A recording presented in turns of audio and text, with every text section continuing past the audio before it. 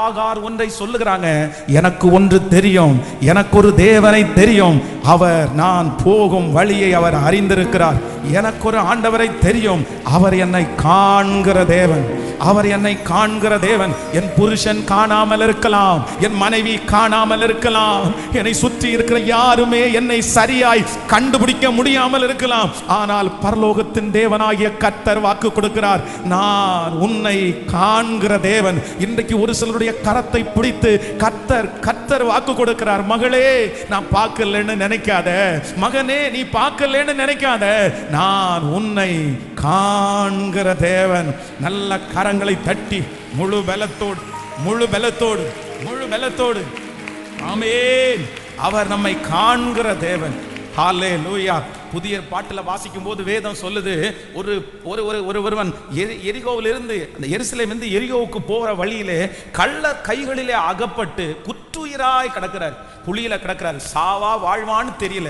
அப்ப வேதம் சொல்லுது, அந்த வழியாய் போகிறவர்கள் வந்து அவனை பார்த்துட்டு கண்டும் காணாமலும் போறாங்க, அவங்களுக்கு தெரியல. வேதம் சொல்லுகிறது, ஆசாரியன் அந்த வழியாய் போகும்போது அவன் அப்படியே பார்த்தும் பார்க்காம போறான், லேவியன் பார்த்தும் பார்க்காம போறான். ஆனா சமாரியன் அந்த இடத்துல வந்து கண்டுட்டு காணாம போறதில்லை.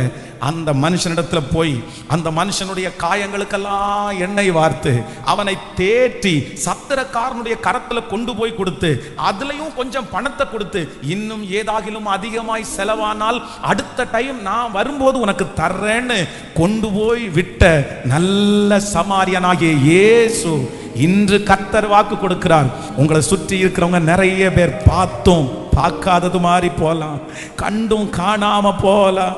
பாஸ்டர், என்ன அவங்களுக்கு தெரியுது, நான் கடந்து போற பாதை அவங்களுக்கு தெரியுது, சிச்சுவேஷன் எனக்கு தெரியுது, ஆனா பார்க்காதது மாதிரியே போறாங்க. இவன் என்கிட்ட உதவி கேட்டுருவானோ, இவன் எனக்கு ஹெல்ப் என் பக்கத்துல வந்து நின்றுவானோ, அதனால அவங்களுக்கு தெரியுது, ஆனா தெரிஞ்சுக்காத மாதிரி பேசுறாங்க, தெரிஞ்சுக்காத மாதிரி நடிக்கிறாங்க. அப்படி நடிக்கிற மனிதர்கள் மத்தியிலே ஒரு நல்ல சமாரியனாகிய இயேசு இந்த 2வது நாளில் நம்முடைய கரத்தை பிடித்து அவர் வாக்கு கொடுக்கிறார், நான் உன்னை காண்கிற தேவன். நம்புறவங்க கைகளை மட்டும் மேல உயர்த்தி, நன்றியப்பா, நன்றியப்பா.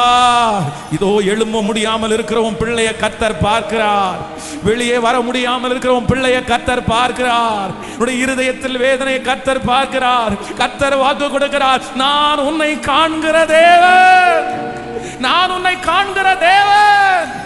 அவர் பார்த்துட்டு சும்மா இருக்க மாட்டார், அவர் பார்த்துட்டு மௌனமா இருக்க மாட்டார்.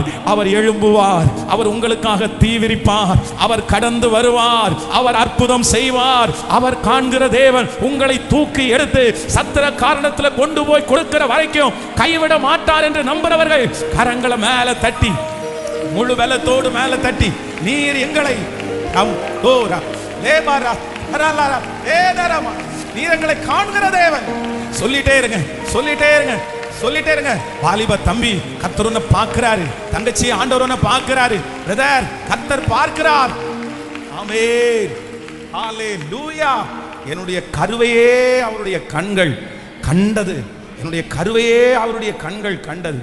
ஜோஷுவாவை குறித்து வேதம் சொல்லுது, மோசே மலைக்கு போய் 40 நாட்கள் இருந்துட்டார்.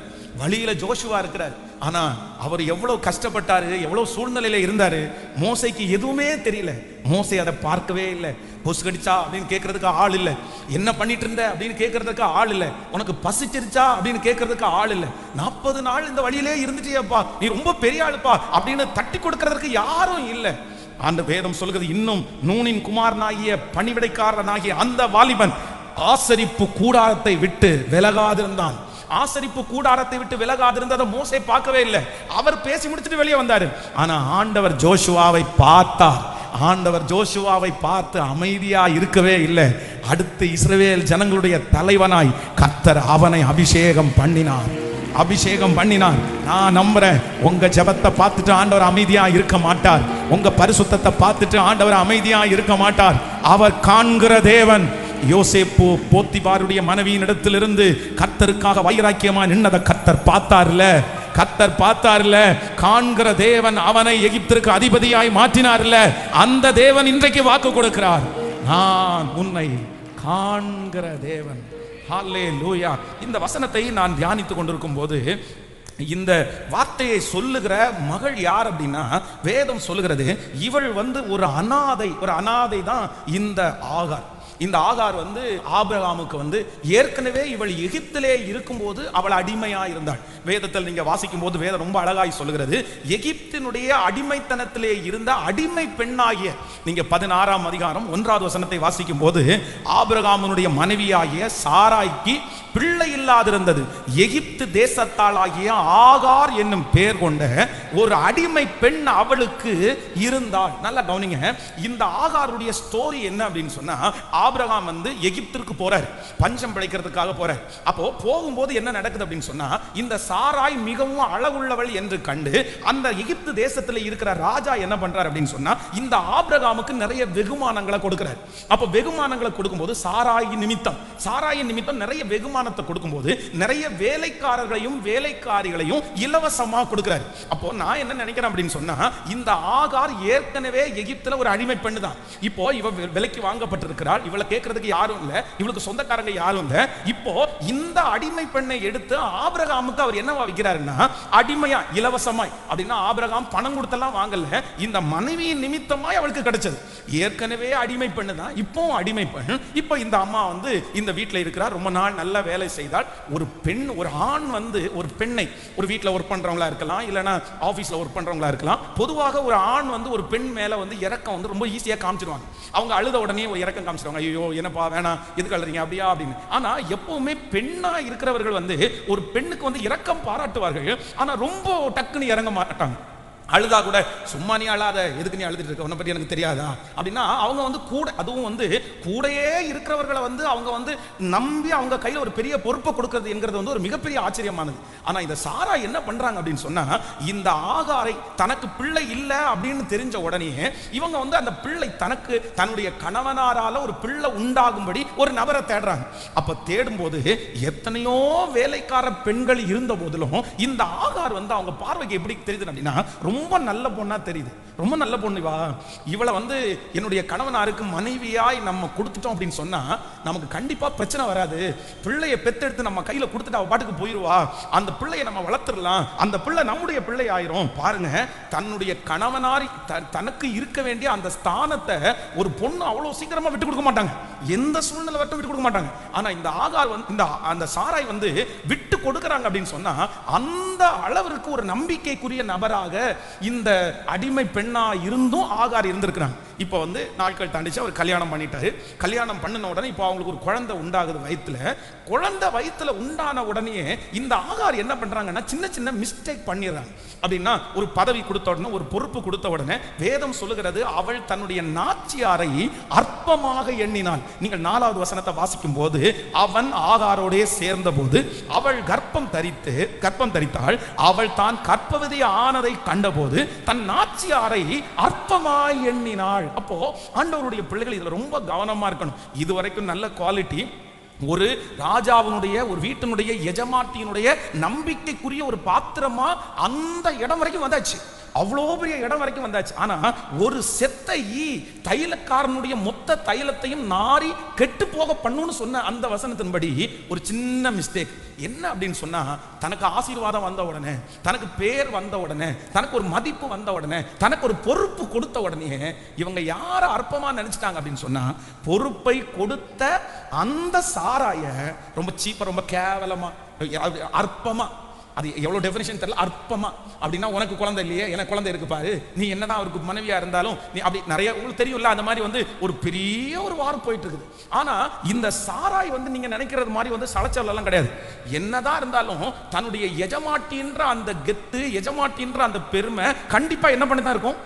பொதுவாக நமக்கே அப்படிதான், யாராவது ஒருத்தர் தாழ்மையா பேசிட்டாங்கன்னா நம்ம விட்டுருவோம், சரி ஓகே பரவாயில்ல அப்படின்றோம். ஆனா அதே அவங்க பெருமையாட்டு நீயா நானான்னு கேட்டா, நம்ம ஒரு நல்ல போஸ்டிங்ல இருந்தா, நம்ம உயரத்துல இருந்தா பாத்துடலாமா அப்படின்னு சொல்லி வயிற்றுல குழந்தைய சுமக்கும் போது இந்த சாரா என்ன பண்றாங்க அப்படின்னா, ஒரு பெரிய டார்ச்சரை கொடுக்குறாங்க, அவங்கள ரொம்ப வருத்தப்படுத்துறாங்க. இந்த வருத்தத்தை தாங்க முடியாம இனி இந்த வீட்டில் நம்மளால இருக்கவே முடியாது. இப்போ தன்னுடைய அந்த யாரால கர்ப்பமானாங்களோ ஆபிரகாம். இந்த ஆபிரகாம் இடத்துல போய், ஐயா உங்க மனைவி இவ்வளவு என்ன மோசமா நடத்துறாங்களே, நீங்க கொஞ்சம் கேட்க கூடாதா அப்படின்னு சொன்னா கண்டிப்பா ஆபிரகாம் கேட்கவே முடியாது. ஏன் அப்படின்னு சொன்னா, ஒரு காலகட்டம் வரும்போது இந்த பொண்ணையும் குழந்தையும் வெளியே துரத்துங்க அப்படின்னு சொன்ன உடனே ஆபிரகாம் போய் யார்கிட்ட கேட்கிறாரு? ஆண்டவர்கிட்ட கேட்கிறாரு. ஆண்டவர் என்ன சொல்றாரு? உன் மனைவி என்ன சொல்றாளோ அப்படின்னா, தன்னுடைய மனைவிக்கு எதிர்த்து பேசுற அளவுக்கு இவருக்கு திராணி இல்லை, பண்ண முடியாது. சும்மா கடை அப்படியெல்லாம் சொல்ல முடியாது, அந்த அளவுக்கு இவர். அப்போ இந்த சாராய்க்கு வந்து அம்மா இல்ல, அப்பா இல்ல, குடும்பம் இல்ல, ஒரு அனாதை. இந்த இடத்துல இது பிழைக்கிறதுக்காக வந்தவள், அந்த இடத்துலயும் ஆதரவு இல்லை. இப்போ தனக்கு ஒரு கல்யாணம் ஒண்ணு ஆயிடுச்சு. அந்த திருமணத்துல கணவனார் தனக்கு குழந்தைய கொடுத்தாரு. தன்னை வந்து என் மனைவிதான் வா, இவளை ஏன் இப்படி நடத்துற அப்படின்னு கேட்கிற அளவிற்கு கூட இந்த வீட்டுல யாருமே இல்லைன்னு தெரிஞ்ச உடனே இந்த ஆகார் ஒரு முடிவு எடுக்கிறாங்க. நான் என்ன பண்ண, இந்த வீட்டை விட்டு நான் ஓடிட போறேன். வேதம் சொல்கிறது, அதற்கு ஆபிரகாம் சாராயை நோக்கி, இதோ உன் அடிமை பெண் உன் கைக்குள்ளே இருக்கிறாள், உன் பார்வைக்கு நலமானபடி அவளுக்கு செய் என்றார். அப்பொழுது சாராய் அவளை கடினமாய் நடத்தினபடினால் அவளை விட்டு ஹலோ, இப்போ பிரச்சனை பெருசாகி கணவனிடத்துல போகும்போது இவர் என்ன பண்ணிட்டார் அப்படின்னு சொன்னா, அப்படியே பிலாத்து மாதிரி கை கழுவிட்டாரு. உன்னுடைய அடிமை பெண் யாருடைய கையில இருக்கிறா? உன் கையில இருக்கிறா, உனக்கு நலமானபடி நீ செய் அப்படின்னு சொன்ன உடனே, இப்ப கணவனார உரிமை கொடுத்த உடனே இந்த சாராய்மாய் தன்னுடைய இருதயத்தை கல்லாக்கிட்டு எப்படி நடத்தினாங்களாமா? கடினமாய் நடத்தினார்கள்.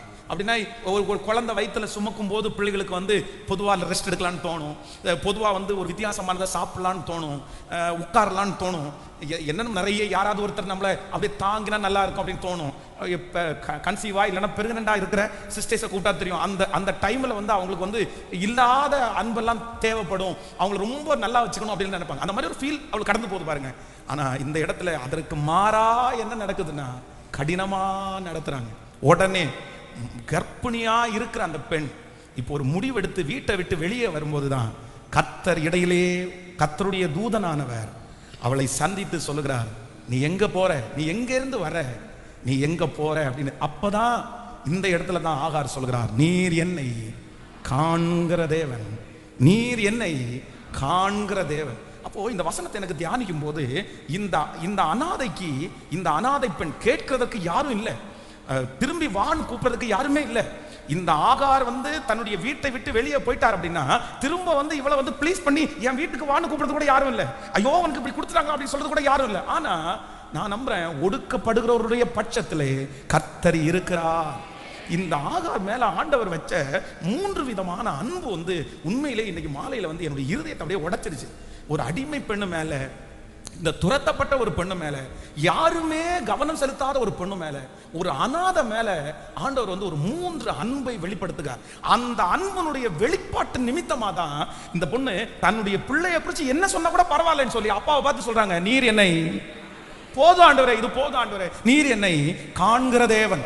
நம்பர் 1. முதலாவதாக ஆண்டவர் வந்து இந்த சகோதரிக்கு செய்ததை குறித்து நம்ம வாசிக்கலாமா? முதலாவதாக 16ஆம் அதிகாரம், ஸ்தோத்திரம், 16ஆம் அதிகாரத்தினுடைய நம்ம வந்து 7வது 8வது வசனத்தை வாசிக்கலாமா? 16ஆம் அதிகாரம் 7வது 8வது வசனத்தை வாசிக்கலாம்.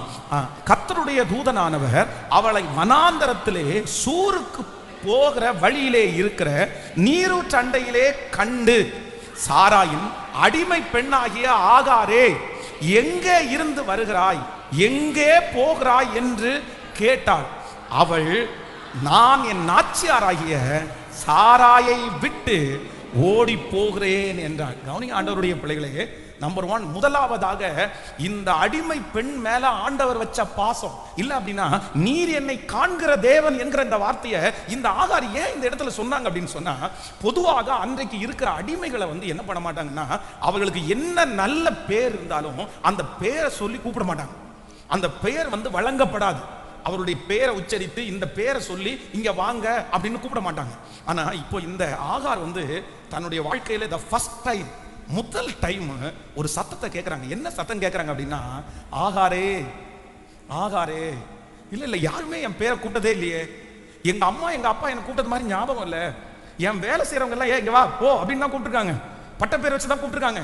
பட் என் பேரை யாருமே அடிமையினுடைய பேரை உச்சரிக்க மாட்டாங்களே. த ஃபர்ஸ்ட் டைம் வந்து நொந்து போன இருதயம், உடைஞ்சு போன இருதயம், தன்னுடைய இருதயத்தில் வயிற்றுல பிள்ளைய சுமந்து இப்ப இங்க இருக்கவே முடியாதுன்னு துரத்தப்பட்டு ஒரு வனாந்தரத்தில் இருக்கும்போது ஃபர்ஸ்ட் டைம் அந்த வார்த்தையை யாரோ ஒருத்தர் என்ன கூப்பிடுறாங்களே, அந்த இடத்துல யாருமே கூப்பிட முடியாது. ஆபிரகாம் கூப்பிட முடியாது, சாராய் கூப்பிட முடியாது, சொந்தக்காரங்க யாருமே. அந்த இடத்துல ஆகாரே அப்படின்ற ஒரு சத்தம் வருது. அந்த சத்தமே அந்த வார்த்தையை அவங்க இருதயத்தை நிறைய பண்ணிச்சு.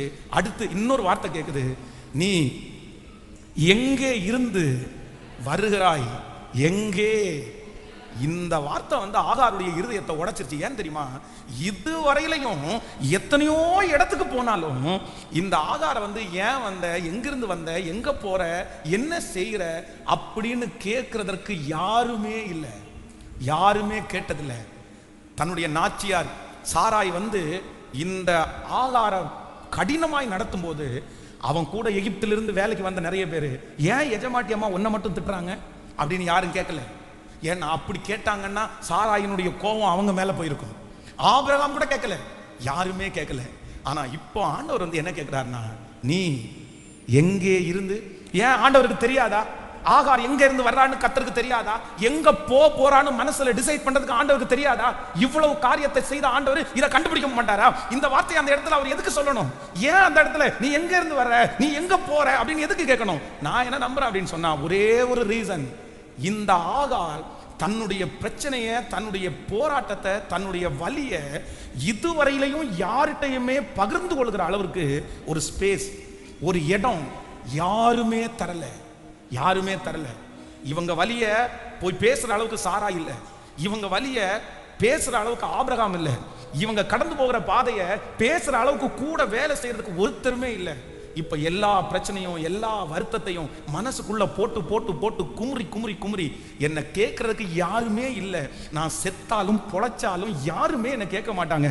அதனால ஒரு டிசைட் பண்ணுவோம், எதுக்கு நம்ம இங்க இருந்து சாகுறோம், பேசாம இந்த வீட்டை விட்டு போய் செத்துறலான்னு தன்னுடைய வீட்டை விட்டு கிளம்பும் போதுதான் ஒரே ஒருத்தருடைய சத்தம் மட்டும் வருது, ஆகாரே. ஒரே ஒருத்தருடைய சத்தம் மட்டும் வருது, நீ எங்க இருந்து வர்ற, நீ எங்க. அப்போ இந்த ஆகார் என்ன நினைச்சிட்டாங்க அப்படின்னு சொன்னா, நான் ஒண்ணு நினைக்கிறேன், இதுவரைக்கும் யாருமே என்ன கேட்டதில்லை, இதுவரைக்கும் யாருமே என்ன கேட்டதில்லை. ஆனா இப்ப ஒரே ஒருத்தர் மட்டும் கேட்கிறாரு, நீ எங்க இருந்து வர்ற. உடனே தன்னுடைய இருதயத்தை திறந்து, ஆண்டவரே, என்னுடைய நாச்சியாராக்கிய அந்த சாராளை விட்டு தன்னுடைய இருதயத்துல இருக்கிற வருத்தத்தை அப்படியே அவரிடத்துல சொல்லுகிறார். நான் நம்புறேன், நம்பர் 1, இந்த சத்தத்தை கேட்கிற அநேகம் பேரிடத்துல ஆண்டவர் சொல்கிறார், உங்க மேல யார் கரிசனையா இருக்கிறார்களோ இல்லையோ, யார் உங்களை விரும்புகிறார்களோ விரும்பலையோ, ஒருவேளை நீங்க இந்த சத்தத்தை கேட்கிற யாராவது ஒருத்தர் ஆகாரை போல நீங்க ஒரு அனாதையை போல இருக்கலாம். எல்லாரும் இருந்தும் நீங்கள் அனாதையை போல இருக்கலாம், எல்லாம் இருந்தும் நீங்கள் அனாதையை போல இருக்கலாம். உங்களுடைய வாழ்க்கையில நீங்க மிஸ் ஆகிறது, உங்களுடைய வாழ்க்கையில உங்களுக்கு கிடைக்காத ஒண்ணு என்னன்னா, யாராவது ஒருத்தர் ஏதாவது ஒண்ணு கேட்டா நல்லா இருக்குமே. என் பிரச்சனையை கேட்க மாட்டாங்களா? என் போராட்டத்தை யாராவது ஒருத்தர் கேட்க மாட்டாங்களா? நான் யார்கிட்ட சொல்ல எனக்கு தெரியல. சொல்றவங்க எல்லாம் பாவிகளா இருக்காங்க, சொல்றவங்க எல்லாம் மோசமானவங்களா இருக்காங்க. எங்கிட்ட கேட்டுட்டு போய் அடுத்து வித்தியாசமா பேசுறவங்க இருக்காங்க. என்னுடைய பிரச்சனையை எங்கேயுமே கொட்ட முடியாது, என்னுடைய ப்ராப்ளத்தை யார்கிட்டயுமே சொல்ல முடியாது.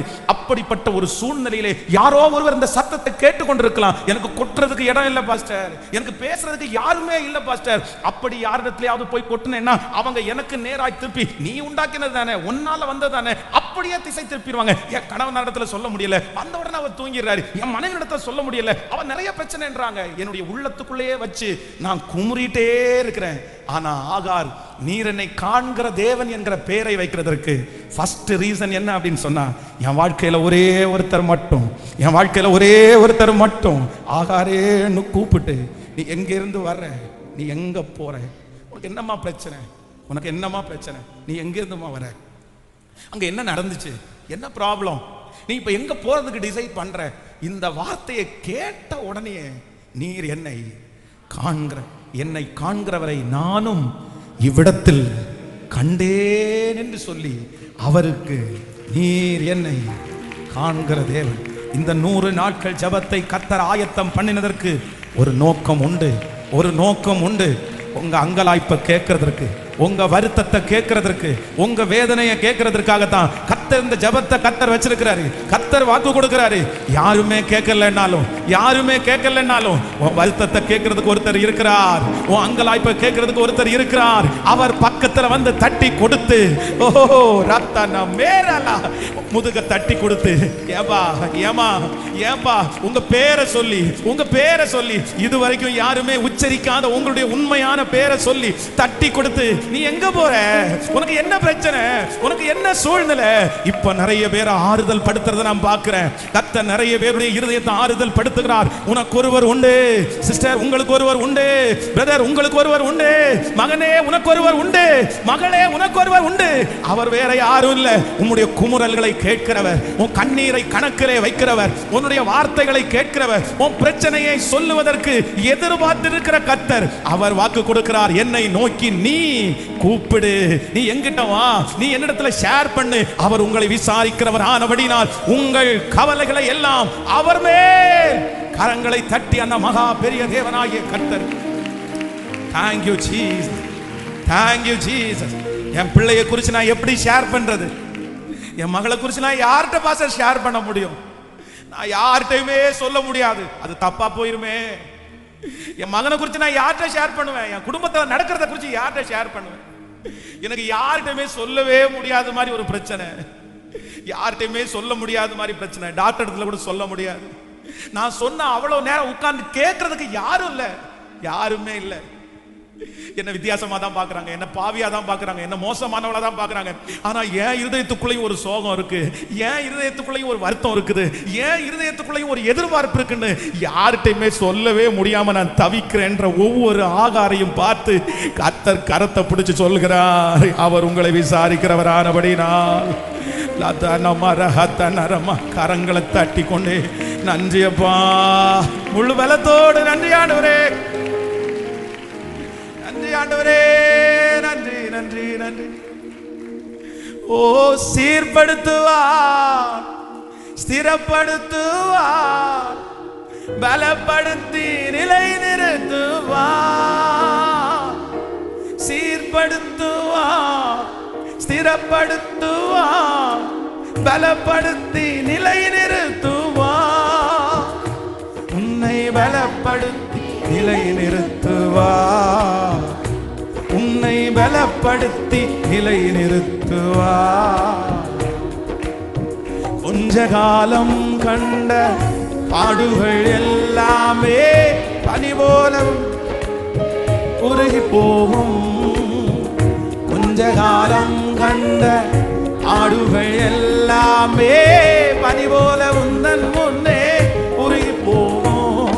உன் கஷ்டங்கள் நஷ்டங்கள் எல்லாமே மாறும், உன் கஷ்டங்கள் எல்லாமே மாறும்.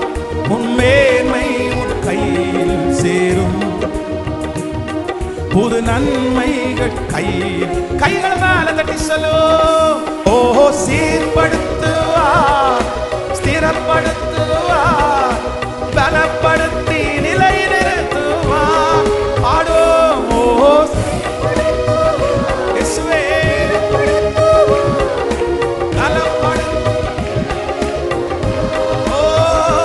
உன்னை பலப்படுத்தி நிலை நிறுத்துவார், உன்னை பலப்படுத்தி நிலை நிறுத்துவார். மேன்மையை தடுக்க நின்ற கூட்டங்கள் எல்லாமே தேவனின் கூட என்று வணங்கி நிற்கும். மேன்மையை தடுக்க நின்ற கூட்டங்கள் எல்லாமே தேவனின் கூட என்று வணங்கி நிற்கும். உன்னை பகைத்தவர் தந்திட்ட காயங்கள் மாறும், உன்னை பகைத்தவர் தந்திட்ட காயங்கள் மாறும். உன் மேன்மை உன் கையில் சேரும், உன் மேன்மை உன் கையில் சேரும். கைகளை மாறதடி. ஓ சீர்படுத்துவார், ஸ்திரப்படுத்துவார், பலப்படுத்தி நிலை நிறுத்துவார். சத்தமாய் சொல்லோ இயேசுவே, இப்போ இப்போ இப்போ இப்போ இப்போ பலப்படுத்தி. ஓ உன்னை பலப்படுத்தி நிலை நிறுத்துவார், உன்னை பலப்படுத்தி நிலை நிறுத்துவார். இல்லாமல் செய்வேன் சொன்னோர் முன் இடம் கொள்ளாமல் பெருக செய் தேவன், உன்னை இல்லாமல்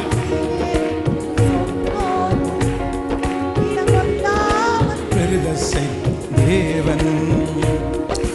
நேராகும் வாய்ப்பில்ல உன் வாழ்வை சீராகமா வருவாரே.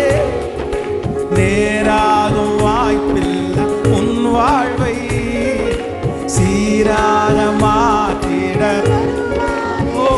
ஓ சீர்படுத்துவா, ஸ்திரப்படுத்துவா, பலப்படுத்தி நிலை நிறுத்துவா. கைகள் மேல தட்டி இப்போ இப்போ இப்போ இப்போ இந்த 2வது நாள் உங்க மையம் உன்னை பலப்படுத்தி நிலை நிறுத்துவா, உன்னை பலப்படுத்தி நிலை நிறுத்துவா. திரும்ப திரும்ப சொல்லுவோம். ஓ சீர்படுத்துவா, ஸ்திரப்படுத்துவா, பலப்படுத்தி நிலை. இயேசுவே இயேசுவே இயேசுவே இயேசுவே இயேசுவே இயேசுவே இயேசுவே கிருபை கிருபை கிருபை. ஓ என்னை பலப்படுத்தி நிலை நிறுத்துவா, என்னை பலப்படுத்தி நிலை நிறுத்துவா. ஹல்லேலூயா. என்னை காண்பவரை, என்னை காண்பவரை நானும் இவ்விடத்தில் கண்டேன் என்று சொல்லி, நீர் என்னை காண்கிற தேவன், நீர் என்னை காண்கிற தேவன் என்று அந்த ஆகார் பேர் வைக்கிறதுக்கு ஒரு காரணம் இருக்குது. பேர் வைக்கிறதுக்கு ஒரு காரணம் இருக்குது. இதுவரைக்கும் அவங்க வாழ்க்கையில யாருமே தன்னுடைய இருதயத்தினுடைய வலியை பகிர்ந்து கொள்றதுக்கு ஒரு ஸ்பேஸ, ஒரு இடத்தை கொடுக்கவே இல்லை. ஏன்னே கேட்கல, யாருன்னே கேட்கல. நம்ம எப்பவுமே யாராவது ஒருத்தடத்துல ஏதாவது ஒரு பிரச்சனையை ஷேர் பண்ணணும்னா அவங்க ஏதாவது நம்ம கேட்டாதானே சொல்ல முடியும். நீ நல்லா இருக்கியான்னு கேட்டாதானே நல்லா இருக்கோமா இல்லையா அப்படின்னு நம்ம சொல்ல முடியும். பசிக்குதான்னு கேட்டாதானே நமக்கு பசிக்குதோ இல்லையான்னு சொல்ல முடியும். அந்த ஸ்பேஸே தரலன்னா இந்த உலகத்துல இருக்கிற நிறைய பேர் அப்படிதான். நம்ம எதுக்கு கேட்பானே, நமக்கு எதுக்கு பிரச்சனை, உனக்கு வலிக்குதுன்னு ஏன் கேட்பானே. வலிக்குதுன்னு கேட்டா அவன் 1008 வலியை சொல்லுவா, வலிக்குதுன்னு கேட்டா அவன் 1008 வலியை சொல்லுவான். அதுக்கு அமைதியா போயிடலாம், அமைதியா போயிடலாம். இந்த மாதிரி தான் இந்த உலகம். இன்னைக்கு இந்த சத்தத்தை கேட்கிற யாராவது ஒருத்தர் அதே ஒரு சிச்சுவேஷனுக்குள்ள நீங்க கடந்து போகலாம். என் பிள்ளையை குறித்து எல்லாருமே பேசுறாங்க பாஸ்டர், கேட்கறாங்க. ஆனா எனக்கு அந்த இடத்துல அவங்க முன்னாடி மனசு திறந்து என்னால எதுவுமே சொல்ல முடியல, எதுவுமே சொல்ல முடியல. எனக்கு எங்க கொட்டுறதுன்னு தெரியல, யார்கிட்ட எனக்கு கொட்டுறதுன்னு தெரியல, எனக்கு கொட்டுறதுக்கு எந்த இடமுமே இல்லை. அதனாலேயே உள்ள வச்சு வச்சு நான் ரொம்ப ஸ்ட்ரெஸ் ஆகுறேன், உள்ள வச்சு வச்சு ரொம்ப கஷ்டப்படுறேன். எனக்கு வெளியில எல்லாரும் நீங்க பார்க்கும்போது சிரிக்கிறேன், வெளியில எல்லாரும் பார்க்கும்போது நல்லா இருக்கிறேன். ஆனா உள்ளுக்குள்ள அப்படியே அடங்கி கிடக்குது பாஸ்டர், எனக்கு என்ன சொல்றதுன்னு தெரியல. ஆனா ஆண்டவர் மட்டும் ஒன்று சொல்றாரு. அந்த தூதன் அவரை வழியிலே சந்தித்து ஆகாரேன்னு கூப்பிட்டு, நீ எங்க இருந்து வர, அவருக்கு எல்லாம் தெரியும், அவருக்கு எல்லாம் தெரியும், அவருக்கு எல்லாம் தெரிஞ்சும் எல்லாம் தெரிஞ்சும் ஆகாரை பார்த்து என்ன கேட்கிறாரு அப்படின்னு சொன்னா, நீ எங்க இருந்து போற, நீ எங்க போற, நீ எங்க போற. என் போற வழியும் அவருக்கு தெரியும், நான் தொடங்குற இடமும் அவருக்கு தெரியும். தெரிஞ்சும் அவர் கேட்கறதுக்கு ஒரு காரணம், நீ பேசு, நீ சொல்லு. இந்த ஜபத்தில் இருக்கிற யாரையோ ஒருத்தர் பார்த்து ஆண்டவர் சொல்றாரு, நீ சொல்லு மகளே, நீ சொல்லு மகனே. நீ உன் இருதயத்துக்குள்ள வச்சிருக்காத, நீ உன் இருதயத்துக்குள்ள வச்சு கும்முறாத, நீ உன் இருதயத்துக்குள்ள வச்சு நீ ஸ்ட்ரெஸ் ஆகாத. நீ ஒளியை ஓபன் பண்ணு, நீ கொட்டு. நீ கொட்டுறதுக்கு ஒரு இடம் உண்டு, உன்னுடைய வார்த்தையை கேட்கறதுக்கு ஒருவர் உண்டு. ஆமென். உன் அங்கலாக்கி சொல்லுகிறதுக்கு ஒருவர் உண்டு. ஹல்லேலூயா. மனுஷனிடத்துல கொட்டுறது வீணா போகும், மனுஷனிடத்துல கொட்டுறதுக்கு பதில் இல்லாம இருக்கும், மனுஷனிடத்துல கொட்டுறதுக்கு எதுவுமே கிடைக்காது. ஆனா ஆனா ஆண்டவருடைய சமூகத்திலே கொட்டின அன்னாள் வெறுமையா போலல, வெறுமையா போலல, நீங்க கொட்டுவீங்க. இந்த 100 நாட்களையும் கர்த்தர் அதுக்காக தான் நியமிச்சிருக்கிறாரு. உன் பிள்ளையை குறிச்சு நீ கொட்டுவீங்க, உன் குடும்பத்தை குறிச்சு நீங்க கொட்டுவீங்க, எதிர்காலத்தை குறிச்சு கொட்டுவீங்க. நீங்க கொட்ட கொட்ட நீங்க சொல்ல சொல்ல சொல்ல அத்தனையும் கேட்டு பதில் கொடுப்பார், அற்புதம் செய்வார். அதை உங்க கண்கள் காணும். கரங்களை தட்டி ஓ ஹல்லேலூயா, ஹல்லேலூயா. ஓ சீர்படுத்துவா, ஸ்திரப்படுத்துவா, பலப்படுத்தி நிலை நிறுத்துவா. சத்தமாய் சொல்லு, நன்றியப்பா.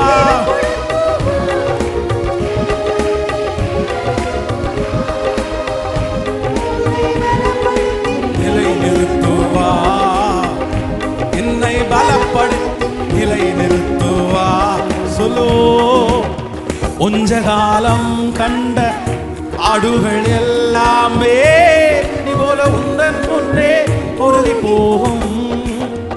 கொஞ்ச காலம் கண்ட பாடுகள் எல்லாமே பனி போல உந்தன் முன்னே புரி போகும்.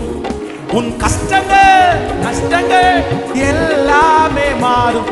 உன் கஷ்டங்கள் நஷ்டங்கள் எல்லாமே மாறும். புது நன்மைகள் உன்னை சேரும். புது நன்மைகள் உன்னை சேரும். கைகளை மேல தட்டி ஓ சீரப்படுத்துவா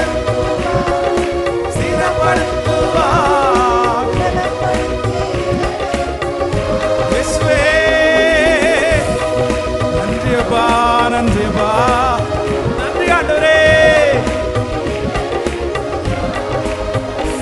என்னை பலப்படுத்துவா நம் தனம் கொட்டுங்க. அவர்கிட்ட சொல்லுங்க, உங்க ஆசையை சொல்லுங்க, உங்க விருப்பத்தை சொல்லுங்க, உங்க மனசுல இருக்கிற எல்லாத்தையுமே சொல்லுங்க, எல்லாத்தையுமே சொல்லுங்க. இயேசுவேன்னு கூப்பிட்டு சொல்லுங்க. அம்மா சொல்லுங்க, உங்களுக்கு சொல்றதுக்கு ஒரு ஸ்பேஸ். சிஸ்டர் நீங்க சொல்லுங்க, ஏசப்பாட்ட சொல்லுங்க. சொல்லுங்க. நான் வேற எங்கப்பா போவேன்? நான் வேற யார்கிட்டப்பா சொல்லுவேன்? வேற யார்கிட்டையும் சொல்ல முடியாதுப்பா, வேற யார்கிட்டையும் சொல்ல முடியாதுப்பா. நான் உங்கள்ட்ட சொல்றாண்டவரே, நான் உங்கள்ட்ட சொல்றாண்டவரே, நான் உங்கள்ட்ட சொல்றாண்டவரே, நான் உங்கள்ட்ட சொல்றாண்டவரே. எங்க பிரச்சனையை வேற மனுஷனிடத்துல சொல்லி என்ன ஆண்டவரே பலன், என்ன பிரயோஜனம்? ஹல்லேலூயா. கைகளை உயர்த்தி ஒரு ஹல்லேலூயா சொல்லுங்க. ஆமென். 2003 வருஷத்துல வேதாகம கல்லூரியினுடைய கடைசி லாஸ்ட் இயர் தேர்ட் இயர் படிக்கும்போது ஒரு பயங்கரமான ஒரு ஸ்ட்ரகிளான ஒரு பாதைக்குள்ள நான் கடந்து போனேன். ரொம்ப வருத்தமான ஒரு பாதைக்குள்ள கடந்து போனேன். என்னமோ தெரியல, அந்த காலேஜில் எனக்கு வார்டனா இருந்த அந்த வார்டனுக்கு என்ன சுத்தமா பிடிக்கவே இல்லை. காரணமே இல்லாம என் மேல ரொம்ப கோவப்பட ஆரம்பிச்சிட்டாரு. எல்லா பழியும் என் மேல போட ஆரம்பிச்சிட்டாரு. நான் என்ன செஞ்சாலும் தப்பா போகிற மாதிரி ஆரம்பிச்சு. ஸோ நான் ஒரு சின்ன ஏதாவது மிஸ்டேக் பண்ண அப்படின்னு சொன்னா என்ன தண்டிக்கிறத விட்டுட்டு என் கூட படிச்ச 12 பேரையும் தண்டிக்க ஆரம்பிச்சிட்டாரு. அந்த 12 பேருடைய கோவம் என் மேல அப்படியே திரும்பிடுச்சு. நீ ஒன்றும் பண்ணாத, நீ பண்றனால தான் நாங்கள் இந்த மாதிரி, நான் ஏதாவது தப்பு பண்ணேன்னா அவங்கள வேலை செய்ய வச்சிருவாரு. அவங்க அத்தனை பேரும் என் மேல கோவப்படுவாங்க. ஸோ இப்படியே கொஞ்சம் கொஞ்சமா எல்லாருமே என்கிட்ட பேசுறத குறைச்சிட்டாங்க. வார்டனுடைய கோவம் என் மேல இருக்குது. அவங்ககிட்ட நம்ம ரொம்ப ஃப்ரெண்ட்ஷிப்பா இருந்தா நமக்கும் சேர்ந்து பிரச்சனை ஆயிரும் அப்படின்னு சொல்லி அந்த தேர்ட் இயர் படிக்கும்போது எல்லாராலையும் என்னமோ தெரியல ரொம்ப ஒதுக்கப்பட்டு ஒரு தனி ஒரு பர்சனா மாற்றப்பட்டேன். 35 பேர் ஸ்டூடெண்ட் இருக்கிறாங்க. அந்த 35 பேர்ல நான் மட்டும் என்னமோ தனியா டிராவல் பண்ற மாதிரி ஃபீல் பண்ணேன். என்ன பார்த்தாலே நிறைய பேர் ஓடுவாங்க, என்ன பார்த்தாலே நிறைய பேர் இவங்க கூட சேர முடியாது, அவங்க கூட பேச முடியாதுன்ற ஒரு சூழ்நிலைக்கு என் மன அளவில் ரொம்ப தள்ளப்பட்டேன். கரெக்டாக இரவில் 10 மணிக்கு பைபிள் காலேஜுடைய லைட்டை ஆஃப் பண்ணுவாங்க. ஸோ யாருக்குமே தெரியாமல் மொட்டை மாடி ஒரு சின்ன ஒரு ஏணி மட்டும் வச்சிருக்கோம். மொட்டை மாடிக்கு போகக்கூடாது, அது வந்து தவறு. அங்கே வந்து அந்த மாதிரி மொட்டை மாடிக்காவது போனாங்கன்னா ஃபைன் போட்டுருவாங்க. ஆனால் எல்லாரும் தூங்குனதுக்கு பிற்பாடு தூங்குறதுக்கான கொஞ்சம் நேரம் தான் கிடைக்கும். ஆனால் அந்த நேரத்தில் கூட வேற வழி இல்லாமல் யார்கிட்ட சொல்கிறேன்னு தெரியும், யார்கிட்டையாவது சொல்லலான்னு பார்த்தா எல்லாருமே ஒதுங்கி போக ஆரம்பித்தாங்க. என்னுடைய பிரச்சனையை ஷேர் பண்ணவே முடியல. பைபிள் காலேஜில் படிக்கும்போது எல்லாருக்குமே லெட்டர் வரும், எனக்கு மட்டும் லெட்டர் வராது. எங்கள் அம்மாட்ட ஷேர் பண்ண முடியாது, அப்பாட்ட ஷேர் பண்ண முடியாது. பாஸ்டர் வருவார் 3 மாதத்துக்கு ஒரு டைம், என்ன தவிர எல்லாத்தையுமே அவர் பேசுவார். நான் அவருடைய பையனாக இருக்கிறனால நல்லா இருக்கியார் மட்டும்தான் அவரை கேட்க முடியும். அவர் ஒரு டிஸ்டன்ஸாக இருந்துட்டார். அப்போது மொட்டை மாடியில் போய் வெறும் அந்த சிமெண்ட் தரைக்கு மேலே அப்படியே முழங்கால் படிட்டு என் இருதயத்தில் இருக்கிற எல்லாவற்றையும் அப்படியே கொட்டுவேன். நான் அப்படியே அழுது கொட்டுவேன். பாசமாக ஒரு செல்ல தாயின் இடத்துல ஒரு பிள்ளை கொட்டுறது மாதிரி கொட்டுவேன், ஒரு ஃப்ரெண்டு இடத்துல கொட்டுறது மாதிரி கொட்டுவேன். நான் இப்படி இருக்கிறேன் ஏசப்பா, நான் இப்படி இருக்கிறேன் ஏசப்பா. எல்லாரும் என்ன ரொம்ப வெறுக்கிறாங்க, எல்லாரும் என்ன தூக்கி போகிறாங்க. ஆனால் எனக்கு ஒன்று தெரியும், உங்கள் பாசம் எனக்கு ரொம்ப பிடிச்சிருக்குது, நீங்கள் எனக்கு போதும், உங்களை எனக்கு ரொம்ப பிடிக்குது, எனக்கு இந்த கஷ்டமெல்லாம் ஒன்றும் பெருசாக தெரியல அப்படின்னு ஆண்டவரை ரொம்ப பேம்பர் பண்ணி பண்ணி பண்ணி ஏசப்பாட்ட பேசி பேசி பேசி எல்லாத்தையும் அப்படியே கொட்ட ஆரம்பித்தேன். நிறைய கொட்டினேன். அப்படியே இவங்க எல்லாரும் அப்படியே எப்படா இரவு 10 மணி வரும் அப்படின்னு நினைப்பேன். மொத்தத்தையும் அன்னைக்கு நடந்தது எல்லாத்தையும் மனசுல வச்சுக்குவேன். அன்னைக்கு நடந்ததெல்லாம் எனக்கு வலியா இருக்கும். அந்த 10 மணி வந்த உடனே மொட்டை மாடியில் போய் அப்படியே அழுது கொட்டிடுவேன். அப்படியே நாட்கள் அப்படியே தாண்டி அந்த தேர்ட் இயர் படிச்சு முடிக்க போறோம். ஸோ எனக்கு என்ன நடந்துச்சுன்னே தெரியல. அதே பைபிள் காலேஜில் வார்டன் அப்படின்னு ஆகிறதுக்கு தகுதியே இல்லை. எந்த வார்டன் வந்து என்னை எதிர்த்தாரோ, எந்த வார்டன் என்னை கார்னர் பண்ணாரோ, எந்த வார்டன் வந்து என்கிட்ட பேசுற அத்தனை பேருக்கும் பனிஷ்மெண்ட் கொடுத்தாரோ, அந்த வார்டனுடைய சாவியை, அந்த வார்டனுடைய ஃபைல், அதை மொத்தத்தையும் என் கையில கொடுத்து என்னை விட நீ பெஸ்டா பாப்பேன்னு சொல்ற அளவிற்கு கர்த்தர் ஒருவரையே கொடுக்க வைத்தார். ஆண்டவர் அந்த இடத்துல என் தலையை கர்த்தர் உயர்த்தினார். கர்த்தர் என்னுடைய எல்லாத்தையும் வெறும் கேட்கிறவர் மட்டும் இல்ல, கேட்டுட்டு அமைதியா போறவர் மட்டும் இல்ல, பதில் கொடுக்கிறவர்ன்றதை அவர் அங்கேயே நிரூபிச்சிட்டார். வாலிப தம்பி நீ ஓடு, வாலிப தங்கச்சி நீ ஓடு. சிஸ்டர், நீங்க கொட்டுறதுக்கு ஒரு இடம் இருக்குது, நீங்க சொல்றதுக்கு ஒரு இடம் இருக்குது. அந்த இடம் அழிக்காது, அந்த இடம் மறக்காது, அந்த இடத்துல வந்து உங்களுக்கு பதில் வராம இருக்காது. அந்த இடத்துக்குள்ள போற யாரும் வெட்கமா திரும்பி வர மாட்டாங்க.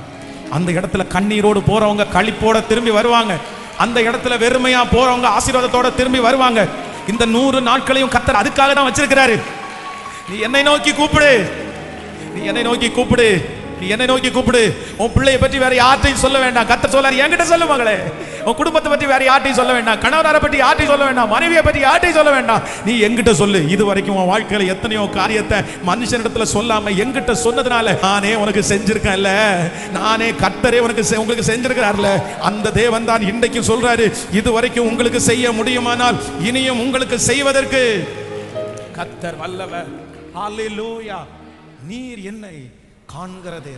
அந்த பேரை வைக்கிறதுக்கு இப்படி ஒரு பின்னணி இருக்குது. மனசார அப்பாவை பார்த்து என்னை காண்கிறவரை நானும் இவ்விடத்திலே கண்டேன் என்று சொல்றதுக்கு முதல் ரீசன் என்ன அப்படின்னு சொன்னா, என் லைஃப்ல என்னுடைய எல்லா பாரத்தையும், என்னுடைய எல்லா கவலையும், என்னுடைய எல்லா தடுமாற்றத்தையும் ஷேர் பண்றதுக்கு ஒரு ஸ்பேஸ், ஒரு இடத்தை கொடுத்தது யார் அப்படின்னா, நான் ஆராதிக்கிறேன் என்னை தேடி வந்த கர்த்தர். ஹல்லேலூயா. நம்பர் 2, இரண்டாவதாக இந்த ஆகார், இந்த அடிமை பெண்ணுக்கு ஆண்டவர் அவள் மேல வச்ச அன்பு வந்து எனக்கு ரொம்ப ஆச்சரியமா இருந்துச்சு. நீங்க வாசிக்கலாம். சோ 7வது வசனத்தை வாசிக்கலாமா?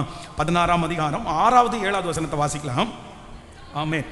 அதற்கு ஆபிரகாம் சாராயை நோக்கி, இதோ உன் அடிமை பெண் உன் கைக்குள் இருக்கிறாள், உன் பார்வைக்கு நலமானபடி அவளுக்கு செய் என்றார். அப்பொழுது சாராய் அவளை கடினமாய் நடத்தினபடினால் அவளை விட்டு ஓடி போனாள்.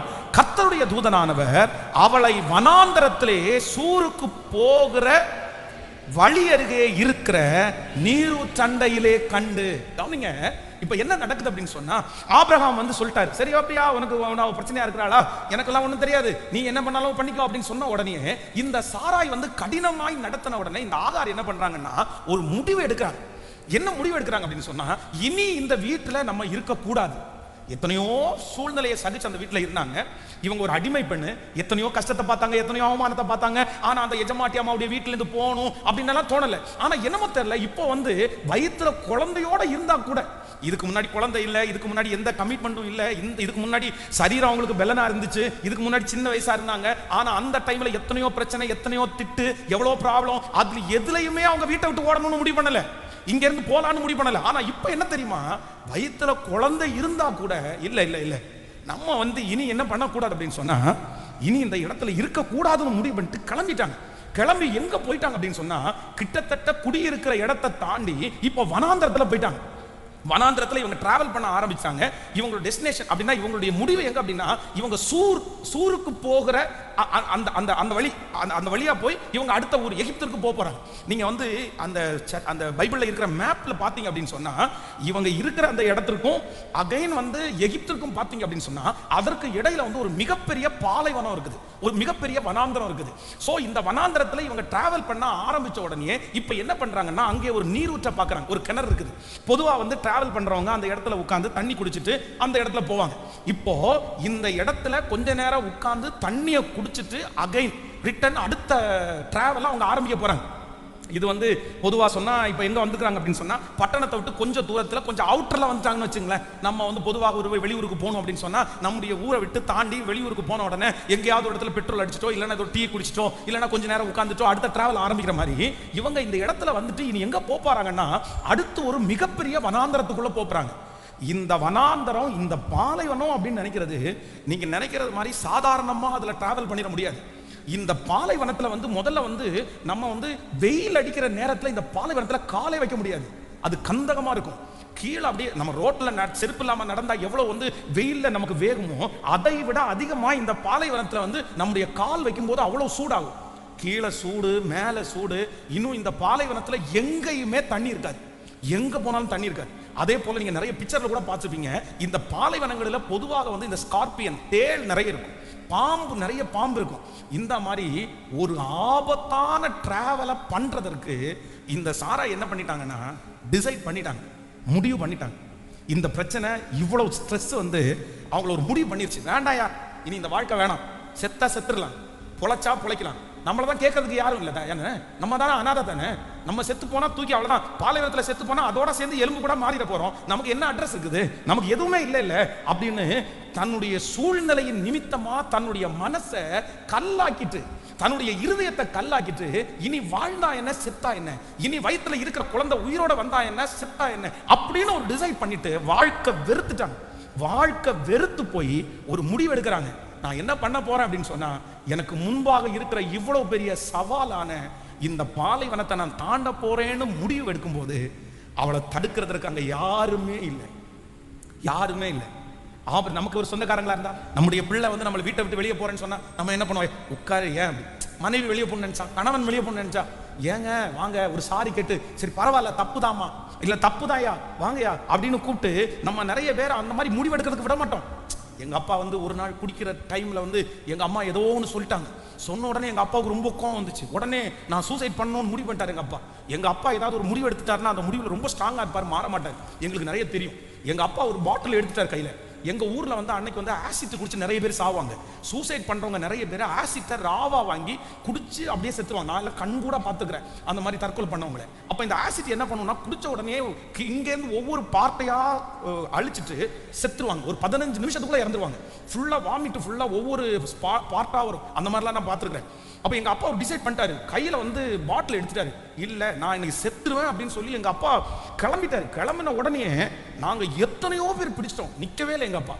என்னென்னமோ பண்ணிட்டோம், நிக்கல. எங்க அப்பா எல்லாரையும் உதறி தள்ளிட்டு, ரொம்ப பலசாலி எங்க அப்பா, எல்லாத்தையும் உதறி தள்ளிட்டு இன்னைக்கு நான் சாவேன் செத்துருவேன் அப்படின்னு போன உடனே எங்களுடைய ஏழைய அக்கா அவங்க என்ன பண்ணிட்டாங்கன்னா பின்னாடியே ஓடுனாங்க எங்க அப்பா பின்னாடி.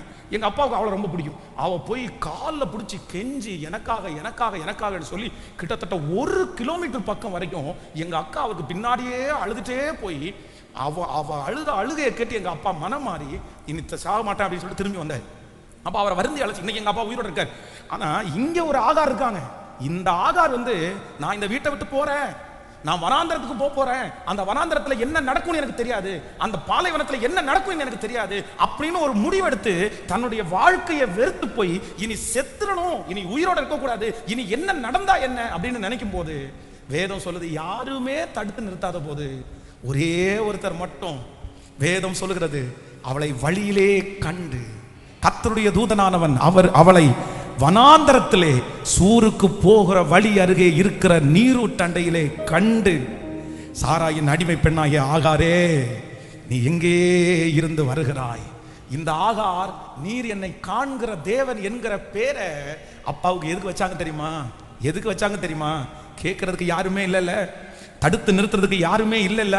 தன்னுடைய மனசு கல்லாயிருச்சுல, தான் சாகணும்னு நினைச்சு இனி வாழவே வேண்டாம், இனி உழைக்கவே வேண்டாம், இனி இந்த குடும்பத்துக்கு எதுவுமே பண்ணக்கூடாது, இனி யாருக்குமே எதுவுமே பண்ணக்கூடாது, நம்ம அப்படியே இருந்து இந்த உலகத்தை விட்டு போயிடணும்னு சொல்லி ஒரு தவறான முடிவு எடுக்கும் போது, எத்தனை டைம் நான் அப்படி தவறான முடிவு எடுத்தாலும் என் மேல பாசம் வச்சிருக்கிற ஒரே ஒருத்தர் மட்டும் என் பக்கத்துல வந்து, இல்ல இல்ல உன் மேல நான் ஒரு பெரிய தரிசனம் வச்சிருக்கிறேன், உன் மேல ஒரு பெரிய லட்சியத்தை வச்சிருக்கிறேன், உன் வயிற்றுல ஒரு குழந்தை வளருது, அது ஒரு பெரிய பிள்ளையா மாற போகுது, எல்லாருடைய கையும் அதுக்கு விரோதமா இருக்கும், அதனுடைய கை எல்லாருக்கும் விரோதமா இருக்கும், அது ஒரு மிகப்பெரிய சந்ததியா மாறும்னு சொல்லி தன்னுடைய வாழ்க்கையிலே மரணத்திற்கு ஒப்பு கொடுத்த விரக்தியான, இனி எதுவுமே பண்ண வேண்டாம், இவன் இந்த மனுஷன் இப்படி பேசிட்டானே, இந்த சத்தத்தை கேட்கிற யாரோ ஒருத்தர் அப்படி வந்திருக்கலாம். உங்களை பார்த்து தான் ஆண்டவர் சொல்லுகிறார், நீங்க அவருக்கு தேவைன்றதுக்காக தான் இந்த 100 நாள் ஜெபத்தை ஆரம்பிச்சு இந்த 2வது நாள் உங்களை சந்திக்கிறார். நீங்க வனாந்தரத்துல போகிற வழியில ஆண்டவர் சந்திக்கிறார், நீங்க இடையில போகிற வழியில ஆண்டவர் சந்திக்கிறார். ஏமாற்றத்தை பார்த்து சோர்ந்து போறவனை கர்த்தர் இன்னைக்கு சந்திக்கிறார். வாழ்க்கையை வெறுத்து போய் நிக்கிறவங்களை கர்த்தர் இன்னைக்கு சந்திக்கிறார். எனக்கு இவ்வளவு பெரிய துரோகம் பண்ணிட்டாங்க பாஸ்டர், இவ்வளவு பெரிய மனைவி இவ்வளவு துரோகம் பண்ணிட்டாலே, என் கணவன் இவ்வளவு துரோகம் பண்ணிட்டாரு, எனக்கு வேணாம், எனக்கு இந்த வாழ்க்கை வேணாம், எனக்கு எதுவுமே சாதிக்க வேண்டாம், எனக்கு வேண்டாம். யாரோ ஒருத்தருடைய மனசு அப்படி இருக்கு. நான் விட்டுட்டேன் பாஸ்டர், எல்லாத்தையும் விட்டுட்டேன், நான் ஜெபம் பண்றதை விட்டுட்டேன், நான் சாதிக்கணும்னு நினைக்கிறத விட்டுட்டேன், எனக்கு மனசே விட்டு போயிருச்சு. இவ்வளவு பேசுறதுக்கு அப்புறம் என் பிள்ளைக்காக நான் உழைச்ச என்ன பிரயோஜனம்? இவ்வளவு பேசுனதுக்கு அப்புறம் என் குடும்பத்துக்காக நான் இன்னும் என்ன பிரயோஜனம்? என்னமோ தெரியல, என் மனசை விட்டுட்டேன். ஆகாரம் மாதிரி நானும் ஒரு டிசைட் பண்ணி, இனி உயிரோடு இருந்தா என்ன, செத்தா என்ன, சாப்பிட்டா என்ன, தூங்கினா என்ன, அப்படி நாளுக்கு நாள் உங்களையே வருத்தி கொள்ளுகிற ஒரு சில கர்த்தர் இடையில சந்திச்சு, இல்லப்பா நீ எனக்கு வேணும், நீ ஜீவனோடு வேணும், நீ உயிரோடு வேணும், யாருமே தடுத்து நிறுத்தாட்டாலும், நீ என்ன வேணாலும் பண்ணிக்கொண்டு யாரு சொன்னாலும், உன்னுடைய வாழ்வை யாரும் விரும்பாட்டாலும், கர்த்தர் இன்றைக்கு வாக்கு கொடுக்கிறார். நீ வாழணும்னு கர்த்தர் விரும்புகிறார். நீங்க வாழணும்னு ஆண்டவர் விரும்புகிறார். இந்த பிரச்சனையின் மத்தியிலே நீங்க சாதிக்கணும்னு ஆண்டவர் விரும்புகிறார். இந்த போராட்டத்தின் மத்தியில நீங்க நிக்கணும்னு கர்த்தர் விரும்புகிறார். இவ்வளவு அவமானத்தின் மத்தியிலையும் கர்த்தர் சொல்லுகிறார், நீ தெரிந்து கொண்ட பாத்திரம். மனைவிக்கு உணர்வு இல்லாட்டாலும், கணவனாருக்கு உணர்வு இல்லாட்டாலும், உன்னை அழைச்ச தேவனுக்கு, ரத்தத்தை சிந்தின தேவனுக்கு உங்க மேல ஒரு பெரிய பாசம் உண்டு. நம்புறவங்க கைகளை மேல தட்டி முழு வெள்ளத்தோடு என்னை சீர்படுத்துகிறவர் நல்ல கரங்களை முழு வெள்ளத்தோட தட்டி என் மேல ஒரு நேசமா இருக்கிறார். ஹல்லேலூயா.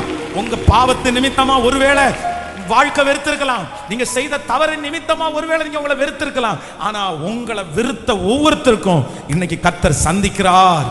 தன்னை வெறுத்த ஒவ்வொருத்தரையும் கர்த்தர் சந்திக்கிறார்.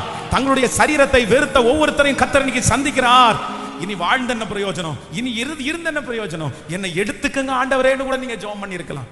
எடுத்துக்குங்க ஆண்டவரேன்னு கூட ஜெபம் பண்ணியிருக்கலாம். நான் ரொம்ப அப்செட் ஆயிட்டேன் பாஸ்டர். நான் இந்த பிரேயருக்கு வரவே கூடாதுன்னு தான் நினைச்சேன். நான் இந்த பிரேயர் அட்டெண்ட் பண்ண கூடாதுன்னு தான் நினைச்சேன். ஆனா இன்னைக்கு எதேர்ச்சியா ஒருவேளை நீங்க அட்டெண்ட் பண்ணிட்டு இருக்கலாம். உங்க மனசு முழுக்க தற்கொலை பண்ணி செத்துறணும்ன்ற ஒரு முடிவுக்கு வந்துடலாம்.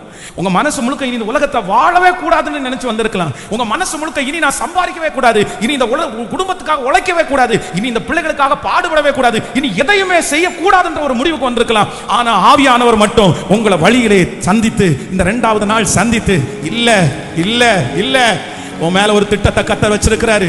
உங்க மேல ஒரு நோக்கத்தை கர்த்தர் வச்சிருக்கிறாரு. நீங்க சாகும்படியாய் அழைக்கப்பட்டவர்கள் அல்ல, நீங்க வாழும்படியாய் அழைக்கப்பட்டவர்கள். நீ போக வேண்டிய தூரம் வெகு தூரம், நீ பண்ண வேண்டிய பிரயாணம் இன்னும் நிறைய இருக்குது.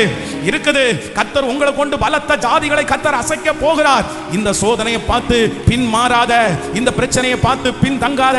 கர்த்தர் சொல்லுகிறார், பராக்கிரமசாலியாய், பயங்கரமான பராக்கிரமசாலியாய் நான் உன்னோடு கூட இருக்கிறேன். கரங்களை மேல தட்டி ஹல்லேலூயா. நன்றி ஆண்டவரே, நன்றி. ஓஹோ, சீர்படுத்துவா, ஸ்திரப்படுத்துவா, பலப்படுத்தி, ஓஹோ சீர். கைகளை மேல தட்டி இயேசுவே.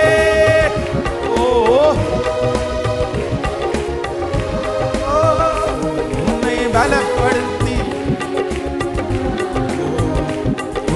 பலப்படுத்தி நிலை நிறுத்துவார். சொல்லோ, மேன்மையை தடுக்க நின்ற கூட்டங்கள் எல்லாமே தேவனும் கூட என்று வணங்கி நிற்கும். மேன்மையை தடுக்க நின்ற கூட்டங்கள் எல்லாமே தேவனும் கூட என்று வணங்கி நிற்கும். உன்னை பகைத்தவர் தந்திட்ட காயங்கள் மாறும். உன்னை பகைத்தவர் தந்திட்ட காயங்கள் மாறும். உன் மேன்மை உன் கையில் சேரும். உன் மேன்மை உன் கையில் சேரும். கைகளை மேல தட்டி சொல்லுவோமோ, சத்தமாய் பாடு.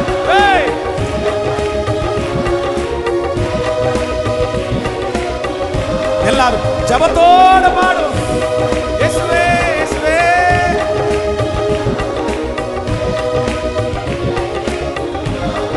ஹல்லேலூயா. என்னை பலப்படுத்தி, ஓ என்னை பலப்படுத்தி நிலை. திரும்ப சொல்லுவோம், ஸ்திரப்படுத்துவா, பலப்படுத்தி நிலை நிறுத்துவா. இயேசுவே. கிருப கிருப கிருப கிருப கிருப கிருப கிருப கிருப.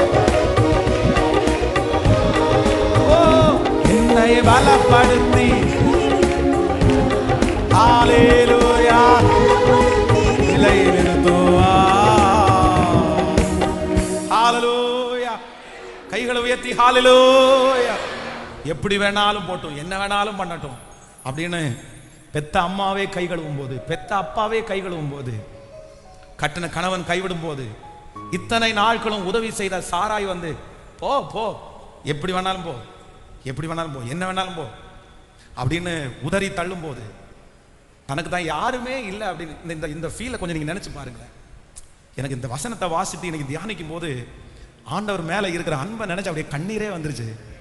விட்டுருக்க வேண்டியதானே, விட்டுருக்க வேண்டியதானே. இந்த ஆகார் வந்து இறந்து போறதுனால யாருக்கு நஷ்டம்? யாருக்கு நஷ்டம்? ஆபிரகாம் நினைக்கிறான் எனக்கு ஒரு நஷ்டம் இல்லை, போயிரு. சாராய் சொல்ற எனக்கு என்ன நஷ்டம், போயிரு, நீ இல்லைன்னா இன்னொரு வேலைக்காரி, இன்னொரு யாருக்குமே நஷ்டம் இல்லை. ஸோ ஒருவேளை இந்த புள்ள செத்து போயிச்சு அப்படின்னு சொன்னா யாராவது ஒருத்தர் இந்த மாதிரி ஒரு புள்ள செத்து போயிச்சாமே அப்படின்னு கேட்குற அளவுக்கு யாராவது இருக்காங்களா? நோ, யாருமே இல்லை. வழியில் ஒருவேளை செத்து கிடந்துச்சுன்னா, இறந்து போய் கிடந்துச்சுன்னா அநாத பணம்னு எழுதும். இது அநாத பணம், தூக்கி எங்கேயாவது அடக்கம் பண்ணுங்க. ஆனா ஒரே ஒருத்தருக்கு மட்டும் என்ன உண்டு அப்படின்னு சொன்னா, ஒரே ஒருத்தருக்கு மட்டும் கரிசனை உண்டு, ஒரே ஒருத்தருக்கு மட்டும் கரிசனை உண்டு. ஆனா தப்பு பண்ணது என்னமோ ஆகார் தான், தப்பு பண்ணது ஆகார் தான். நாச்சியார் இடத்துல அடங்கி இருக்காதது ஆகார். இந்த பிரச்சனைக்கு காரணமே அவதான். கொஞ்சம் அடங்கி போயிருக்கலாம், கொஞ்சம் தாழ்ந்து போயிருக்கலாம், ஆசீர்வாதம் கிடைச்ச உடனே கொஞ்சம் ஆடாம இருக்க, அந்த மாதிரிலாம் இருந்திருக்கலாம்ல. இது எதுவும் செய்யாம தப்புன்னு தெரியாமலே தனக்கு அந்த காரியம் வரும்போது அப்படியே செஞ்சவங்க இவங்க தான், தண்டனைக்குரியவங்க தான், தண்டனைக்குரியவங்க தான். உலகம் அப்படிதான், தண்டனைக்குரியவங்கள தான் பார்க்கும். ஆனா நான் உயிரோடு இருந்து யாருக்கு என்ன பிரயோஜனம் அப்படின்னு நினைச்சு நான் கிளம்புறேன்னு சொல்லும்போது ஆண்டவர் மட்டும். ஆனா இன்னைக்கு யாரோ ஒருத்தர் இடத்துல கர்த்தர் நேருக்கு நேர் என்கவுண்டர் பண்றதை நான் ஃபீல் பண்றேன். கர்த்தர் நேருக்கு நேர் பேசுறாரு. என் கணவனாருக்கு நான் இருந்து பாரம் தான் பாஸ்டர், என் மனைவிக்கு நான் இருந்து பாரம் தான் பாஸ்டர். எனக்கு என்னமோ அன்லக்கி மாதிரி எனக்கு தெரியுது.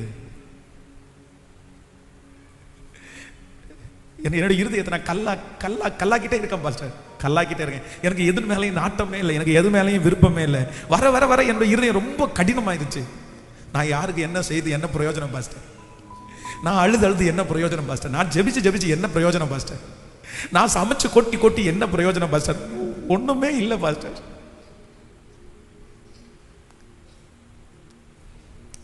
என் மனைவி என்ன ரொம்ப கஷ்டப்படுத்திட்டாங்க. என் மனைவி நான் செத்தா போதும்னு நினைக்கிறேன். என் கணவனார் என்ன செத்தா போதும்னு நினைக்கிறாரு. என் பிள்ளைகளுக்கு நான் செத்தா கூட கேட்க மாட்டாங்க பாஸ்டர். ஆனா ஆண்டவர் மட்டும் தடுத்து நிறுத்தி இல்ல உன் மேல நான் ஒரு பெரிய திட்டத்தை நான் வச்சிருக்கிறேன், உன் மேல ஒரு பெரிய நோக்கத்தை நான் வச்சிருக்கிறேன். நீ சோர்ந்து போகாத, நீ மனம் தளராத, நீ உன்னுடைய ஓட்டத்தை நிறுத்தாத, நீ உன் ஜெபத்தை நிறுத்த வேண்டாம், உன்னுடைய பிரயாசத்தை நீ நிறுத்த வேண்டாம், உன் வேலையை நீ நிறுத்த வேண்டாம். நிறைய பேருடைய அவருடைய அன்பு அப்படியே அணைக்கிறத நான் பார்க்கிறேன். இந்த சத்தத்தை கேட்டுக்கொண்டிருக்கும் போது அந்த ஆகார கம்ஃபர்ட் பண்ண அந்த வார்த்தை, ஆகார அப்படியே தடுத்து நிறுத்தின அந்த வார்த்தை நிறைய பேரை மரணத்திலிருந்து திரும்பி வெளியே எடுக்கிறத நான் உணர்றேன், கட்டுகளிலிருந்து வெளியே எடுக்கிறத உணர்றேன், அநேக நாட்களாக இருக்கிற அந்த வருத்தத்திலிருந்து வெளியே கொண்டு வரதை நான் உணர்றேன். கர்த்தர் இன்னொரு வாழ்க்கை இருக்குன்னு கர்த்தர் சொல்லிட்டே இருக்கிறாரு. உன்னுடைய கடினமான அந்த இருதயத்தை கர்த்தர் மறுபடியும் திருப்புறதை நான் உணர்றேன், கடினமான அந்த இருதயத்தை கர்த்தர் கரைக்கிறத நான் உணர்றேன். இல்ல உனக்கு ஒரு மகனே, வாலிப தம்பி, தங்கச்சி, இல்ல நீ போக வேண்டிய தூரம் வெகு தூரம் தான். இல்ல கர்த்தர் மேல பெரிய திட்டத்தை வச்சிருக்கிறது உண்மைதான். சோர்ந்து போகாத, சோர்ந்து போக வேண்டாம். ஹalleluya, ஆமென். என்னை காண்பவை நானும் இவ்விடத்தில் கண்டேன் அல்லவா என்று சொல்லி அவருக்கு நீர் என்னை காண்கிற தேவன். நம்பர் 1, ஃபர்ஸ்ட், முதலாவதாக இந்த அனாதை பெண் மேல் ஆண்டவர் வைத்த ஃபர்ஸ்ட் லவ், முதல் அன்பு என்ன? அவங்க தன்னுடைய ஆதங்கத்தை, தன்னுடைய வலிகளை எல்லாம் கொட்டுறதுக்கு ஆண்டவர் என்ன கொடுத்தாரு? என்ன இதுவரைக்கும் தன்னுடைய வாழ்க்கையில ஒரு ஸ்பேஸும் இல்லாத இடத்துல சொல்லுமான்னு கத்தரை கொடுத்தாரு. நம்பர் 2, இரண்டாவதாக ஆண்டவர் இந்த ஆகாருக்கு செய்த காரட்டின அன்பு என்ன அப்படின்னு சொன்னா, எல்லாருமே செத்தா பரவாயில்ல, போனா போட்டோம் அப்படின்னு சொல்லி விடும்போது அவர் மட்டும் அவங்களை கரிசனை உண்டு. இல்ல நீ நல்லா இருக்கிறத நான் விரும்புறேன்னு சொல்லி வந்தார். நம்பர் 3, மூன்றாவதாக நீங்க வேதத்தில் வாசிக்கும்போது சொல்லி 11வது வசனத்தில் வாசிக்கும் போது 11வது வசனம், பின்னும் கர்த்தருடைய தூதனானவர் அவளை நோக்கி, நீ கர்ப்பவதியாயிருக்கிறாய், ஒரு குமாரனை பெறுவாய், கர்த்தர் உன் அங்கலாய்ப்பை கேட்டபடியினால் அவனுக்கு இஸ்மவேல் என்று. ஹல்லேலூயா, ஹல்லேலூயா. நம்பர் 3, மூன்றாவதாக கர்த்தர் இந்த அனாதைக்கு ஆண்டவர் காண்பிக்கிற மூன்றாவது பெரிய அன்பு அப்படின்னா, விஷனே இல்லை, தரிசனமே இல்லை, ஒண்ணுமே இல்லை. ஆனா ஆண்டவர் சொல்றாரு, நீ இப்ப கர்ப்பவதியா இருக்க, நீ யாரை தான் பெறுவ? அன்னைக்கெல்லாம் குமாரனை பெறுறது ஒரு பெரிய ஆசீர்வாதம். நீ ஒரு பையனை பெத்தெடுப்ப, அது என்ன அப்படின்னா, உன் அங்கலாய்ப்பை உன் கேட்டபடினால். உன் ஜெபம் வீணா போகல, உன் பிரயாசம் வீணா போகல. இஸ்மவேல் என்கிற பேரையும் அந்த குழந்தை பிறக்கிறதுக்கு முன்னாடியே அந்த குழந்தையினுடைய பேரை முதற்கொண்டு ஆண்டவர் சொல்றாரு, உன் மேல ஒரு பெரிய திட்டத்தையே நான் வச்சிருக்கிறேன், உன் மேல ஒரு பெரிய திட்டத்தையே வச்சிருக்கிறேன்.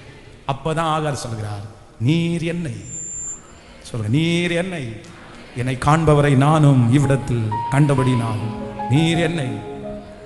ஹல்லேலூயா, ஹல்லேலூயா. எளிமை நிற்கலாம் ஆண்டவருடைய சம்மதத்தில். நீர் என்னை காண்கிற தேவன், நீர் என்னை காண்கிற தேவன், நீர் என்னை காண்கிற தேவன். அப்பொழுது அவள் என்னை காண்பவரை நானும் இவ்விடத்தில் கண்டேன் அல்லவா என்று சொல்லி தன்னோடு பேசின தூதருக்கு அவர் நீர் என்னை காண்கிற தேவன். சத்தமாய் 10 விசை சத்தமாய் சொல்லுவோம், நீர் என்னை காண்கிற தேவன். சொல்ல சொல்ல சொல்ல சொல்ல சொல்ல அந்த மகிமை பத்தானாரா. வாலிப தம்பி, கர்த்தர் உன்னை காண்கிறார். தங்கச்சி, ஆண்டவர் உன்னை காண்கிறார். சிஸ்டர், உங்களை கர்த்தர் பார்க்கிறார். சிஸ்டர், பிரதர், ஆண்டவர் உங்களை காண்கிறார். அதெல்லாம் அனாதைன்னு ஆண்டவர் தூக்கி போட சொல்லல, அனாதைன்றதுக்காக ஆண்டவர் விட்டுறல, கேட்கறதுக்கு யாரும் இல்லைன்றதுக்காக ஆண்டவர் அமைதியா இல்ல. அந்த ஆகாருக்காகவே கர்த்தர் இறங்கினார். ஆனால் உங்களுக்காகவும் எனக்காகவும் அவர் இறங்க மாட்டாரா? கண்டிப்பாக இறங்குவார். உங்களுக்காக கர்த்தர் இறங்குவார் முழு பலத்தோட.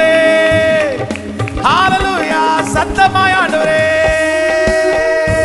ஓஹோ, சீர்படுத்துவா, ஸ்திரப்படுத்துவா, பலப்படுத்தி நிலைநிறு. சத்தமா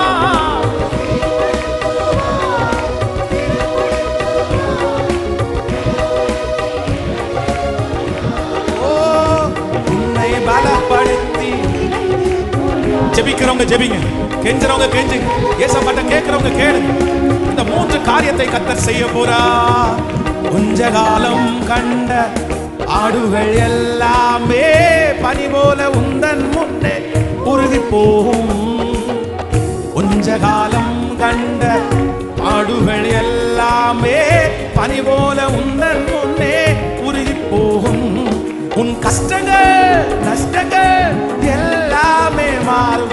உன் கஷ்டங்கள் நஷ்டங்கள் எல்லாமே மாறும்.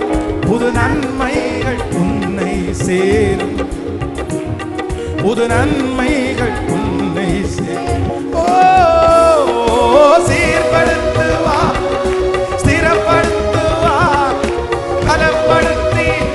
இயேசுவே, இப்போ அந்த தகப்பனார் மேல, தாயார் மேல, இந்த ஜெப குறிப்பு ஜெபிக்கிறவங்க மேல இப்போ கத்தி ஜெபம் பாடணும்னு இல்ல, எல்லாரும் பாடணும். ஜெபிக்கிறவங்க ஜெபிங்க, ஏசப்பான்னு கூப்பிடுறவங்க கூப்பிடுங்க, பாடுறவங்க பாடுங்க, கெஞ்சுறவங்க கெஞ்சுங்க. வாலிப தம்பிங்க ஸ்பெஷலா ஏசப்பாட்ட கேளு. Yes yes praise praise praise. நீ ஜெபிக்கிறவங்க ஜெபிச்சிட்டே, கர்த்தருடைய பெரிய அன்னை, கர்த்தருடைய பெரிய வல்லமை. இயேசுவே இயேசுவே இயேசுவே இயேசுவே இயேசுவே இயேசுவே இயேசுவே. பின்னாடி வரைக்கும் தேவனுடைய மகிமை உங்களை தொடட்டும் தொடட்டும் தொடட்டும். ஹீலிங் வல்லமை வல்லமை வல்லமை, சுகமளிக்கிற வல்லமை, கட்டுகளை உடைக்கிற வல்லமை, ஜெப குறிப்புகளை கேட்கிற வல்லமை இப்போ ஒவ்வொருவர் மேல். அப்பா இயேசுவே, வனாந்தரத்துல சந்திச்சிரு. இப்போ என் பிள்ளைகளை சந்திக்கிறதுக்கு இறங்கி வாரும், இறங்கி வாரும், இறங்கி வாரும், இறங்கி வாரும். ஜெப குறிப்புகள் கேட்கப்படட்டும், ஜெப குறிப்புகள் கேட்கப்படட்டும். அந்த பிள்ளைகளுடைய வாழ்க்கை இப்ப சீராகட்டும். சத்தத்தை உயர்த்தி பிரதர் கூப்பிடுங்க, முழு பலத்தோட கூப்பிடுங்க. நன்றி அப்பா, நன்றி நன்றி ஆண்டவரே. மேன்மையை தடுக்க நின்ற கூட்டங்கள் எல்லாமே தேவனும் கூட என்று வணங்கி நிற்கும். மேன்மையை தடுக்க நின்ற கூட்டங்கள் எல்லாமே தேவனும் கூட என்று வணங்கி நிற்கும். உன்னை பகைத்தவர் தந்திட்ட காயங்கள் மாறும். உன்னை பகைத்தவர் காயங்கள் மாறும். உன் மேன்மை உன் கையில் சேரும், உன் மேன்மை உன் கையில் சேரும். ஓ, சீர்படுத்துவா, ஸ்திரப்படுத்துவா, பலப்படுத்தே. ஓ, சீர்படுத்துவா,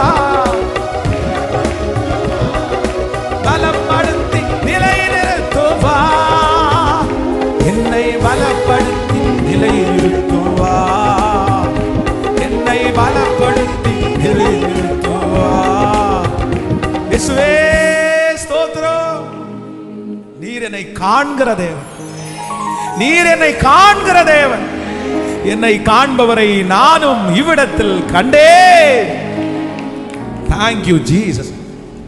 இந்த இரண்டாவது நாளில் உங்க மகிமை எங்க எல்லாரையும் தாங்கினதற்காக நன்றி அப்பா.